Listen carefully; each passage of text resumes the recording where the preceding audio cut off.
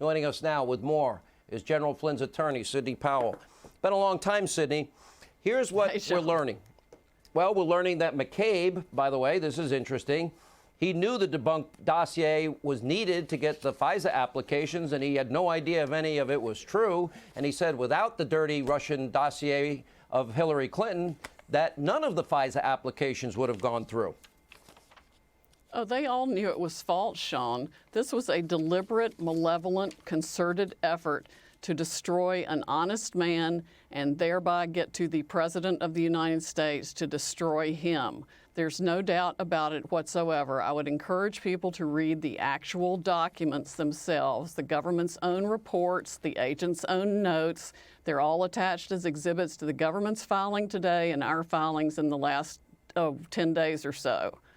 It's important for people to see it for themselves, the actual evidence in the government's own handwriting and documents. What about Barack Obama knew? In other words, acting AG Sally Yates, she was actually shocked. This is when, remember, Susan Rice, on the day Donald Trump was inaugurated, went back in the White House to talk about this specific meeting. And in this meeting, Barack Obama said he knew all about this and, you know, all the details of the call with General Flynn and his soon-to-be counterpart, which, interestingly, Rice and Samantha Powers admit they talked to their counterparts before they got into office, which would be a normal course of duty. But Sally Yates talking about all the people in the meeting, including Vice President Biden, including Jim Comey and others that were there. Clapper and Brennan. Clapper, Brennan are there, that Obama knew the details of the wiretap against General Flynn. Now, who would have told Barack Obama? And I'd like to know what he knew and when he knew it. I want to know what Biden knew and when he knew it. Well, probably Susan Rice and also Peter Strzok, the FBI agent who was working for both Mr. Brennan and the CIA and the FBI on the, quote, counterintelligence investigation.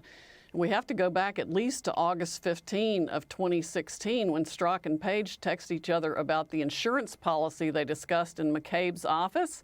It's the very next day, August 16, 2016, before the election, that they opened the file on General Flynn.